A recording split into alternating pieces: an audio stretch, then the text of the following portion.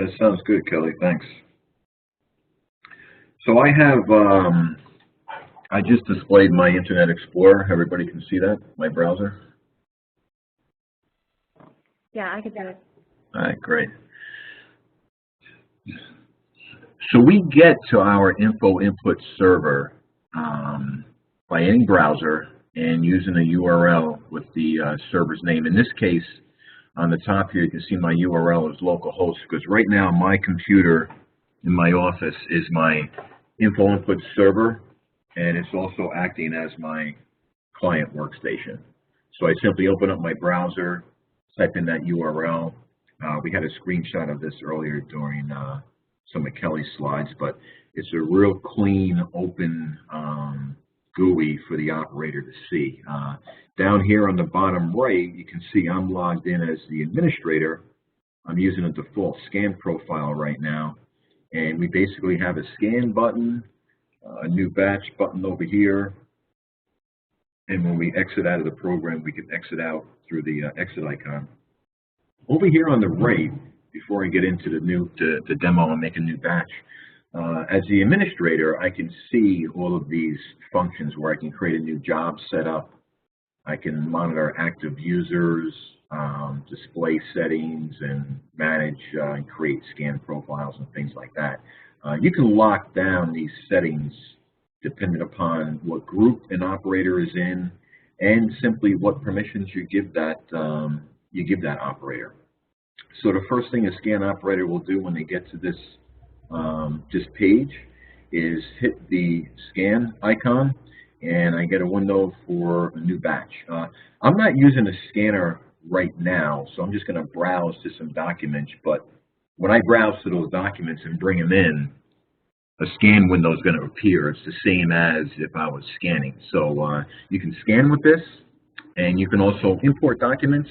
I can just hit create over here and just make a blank batch, and I can just drag and drop, like Kelly said, PowerPoint documents, emails, and things like that, and create a custom batch with a whole bunch of ad hoc documents if I want. What we're going to import today is some housing application forms. So I would click on this job pull down over here, and I would see an assortment of jobs. Right now, I have about double the amount of these jobs in the job setup part of the info input server, but I can make jobs published to everybody so that they can see them. But if there's some jobs that I'm working on and I'm creating and making changes to, you can unpublish those jobs so that people cannot see them. And I'll show you that after we make a new batch. So as the scanner operator chooses this pull down, I'm going to hit housing application forms. It defaults to this name that we have set in the job setup, and I'll hit create and scan, and it's just going to go to a browse window for me, and I'm just going to pull in a bunch of these documents. And this is what our scan window looks like when it comes in. These forms, you can see, have a barcode on them. And on the left side over here, underneath our Batch Explorer window, it gives us the name of our job that we're using. And I'm just going to make my window a little bit bigger over here. I have 6 documents and 13 pages. This displays all the documents. Over here, we have a little preview of all the documents. We have a little slide roll down here that we can increase the size of these, and we can scroll through over this way. I can see over here that we have a damaged barcode. We just crossed that out just to simulate a damaged barcode during the scanning process. So in this batch, we're going to do a little manual intervention with the index data.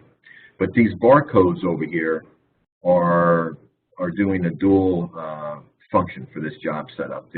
When a barcode is seen in this particular job, we have a rule set up to create a new document. We also have a rule set up to read that barcode and populate one index field. We have a third rule set up for a database lookup where that information on that barcode, in this case it's a number, and it's going to do a database lookup on this server. That server can be anywhere, of course, and that we can hit, and it's going to call back some information with the application person's name, social security number, and the date of birth. If you notice this little magnifier in the lower right-hand corner over here, if I just hover over that, I didn't have to click on that, but if I just hover over, it gives us a quick blowout of what that page looks like. So if I was in a smaller view, of course I can go to a higher view and pretty much see the whole page, but if I had a couple hundred pages or a couple thousand pages over here and I was in a small view to look at them all, I can just simply scroll over here and hover over here and just get a quick blowout of each page. This page over here is the one with the damaged barcode. You can see we just have it crossed out. So before I go into the index mode, I can come over here and I can just simply split that document and create a new document over there. So now we have 7 documents, of course, same amount of pages. We can slide pages back and forth over here. I can right-click on this and delete it. I can add and append pages to this document, or whichever one that I've highlighted. I can scan more and replace and append before I go into the indexing mode. I can also right-click on these pages and rotate them if I need to rotate them. So at this point, what I'm happy with, if I'm happy with what I see here, I'll go into the indexing mode, and you can see that our barcode is automatically highlighted, and there's a series of numbers in there, and that's our case number. And again, we have 4 index fields here: the case name, along with the number, date of birth, and social security number. They're populated because of a database lookup that occurred in a split second when I hit indexing. This case number is the trigger on the database column table, and it brings back this information. On this page, there is no date of birth. That's just something that's in the database. But if I click on the social security number field, I get a little zone field over here that we created just to assist the operator, so that when they look at it, they can see, okay, this is the case number, that's the case name. Again, the date of birth is something that's coming back from the database, and the social security number is over here. We have a series of controls up top over here on the ribbon. If we want to take a closer look at this document, we can zoom it up. Of course, you can scroll around over here, but we have a cool little zoom window over here that we can zoom in on and get a closer look at the case name. If I click on Social Security, you can see how the preview automatically zooms to that area, and it'll go back and forth, so you can take a look at it. And then you can zoom out and bring it back to its original size. You can also do another rotation over here. And we also have the ability to add annotations to the image. So we can add notes to this, just like in any PDF reader program or application. We can also redact information from here. We can do some cropping. We can adjust the brightness and contrast of an image if it was a graphic image that we want to do that on. And we can scroll through each document and check our index information. Again, you can see the little zoom field over here, so we can check our index fields. One of these documents is not going to have information in it because we know it has a damaged barcode.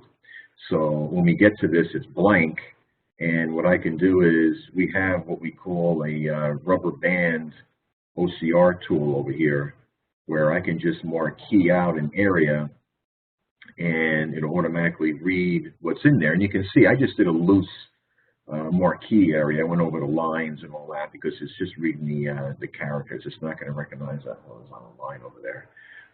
It populates this automatically with the case number, and when I hit the tab key, it'll come back with the database lookup.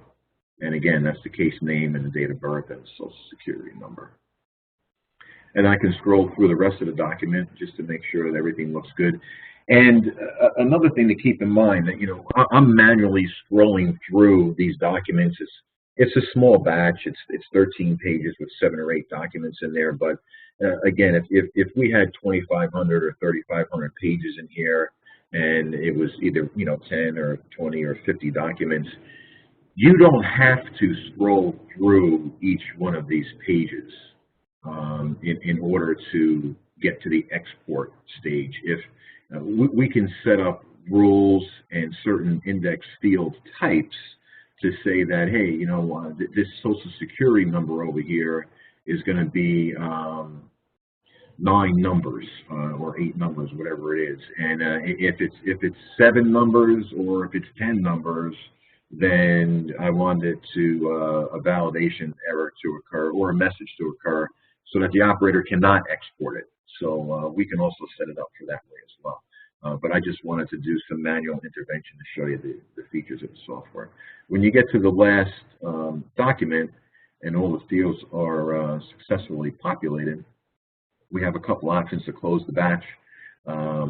We can also close the batch and get the next waiting batch. So what that means is, if, say, Kelly did some batches earlier this morning and he scanned them, but he didn't index them, he can have them in a queue for me to call up later on. So when I'm finished scanning this and indexing this, if I hit close and get the next waiting batch, any batches that are sitting in the queue waiting to be indexed or maybe need pages scanned and appended to that batch, I could choose this option and that will come up automatically.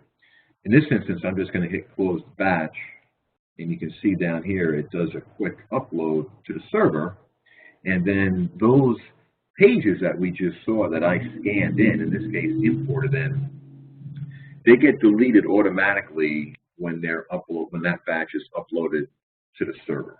So they don't reside on my client workstation anymore. So if you have a server in New York and you have a client working in Atlanta and in Ohio, whatever pages that they're using to create a batch or scan in or import in, once they upload that to the server, they're cached on that scan client computer, but then they're deleted.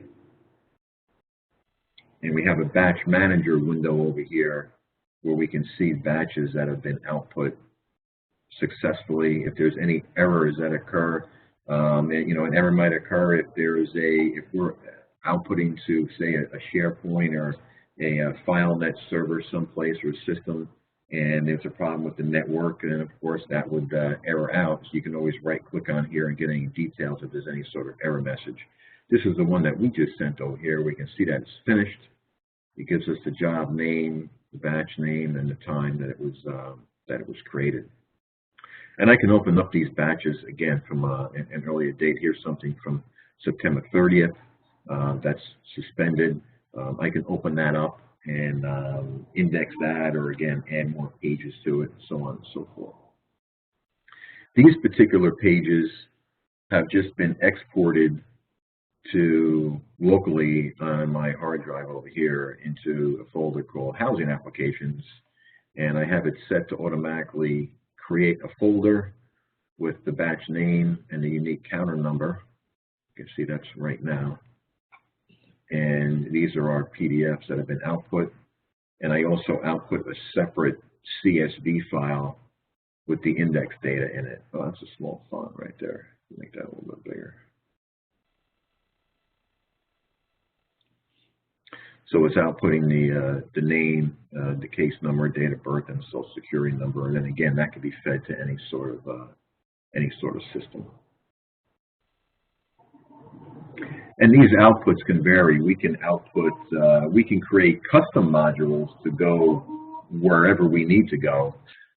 Software comes with about a dozen or so export modules for SharePoint, application extender, content manager, so on and so forth. So you can export to multiple locations. Again, in this case, I just exported right to my local drive, but and again in PDFs and CSV data for the whole batch.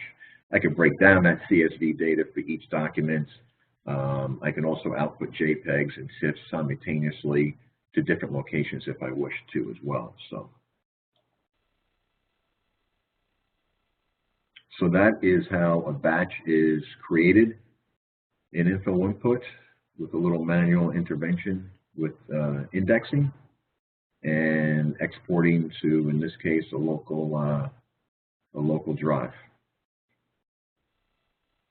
Does anybody have any questions after After seeing that, does that bring up any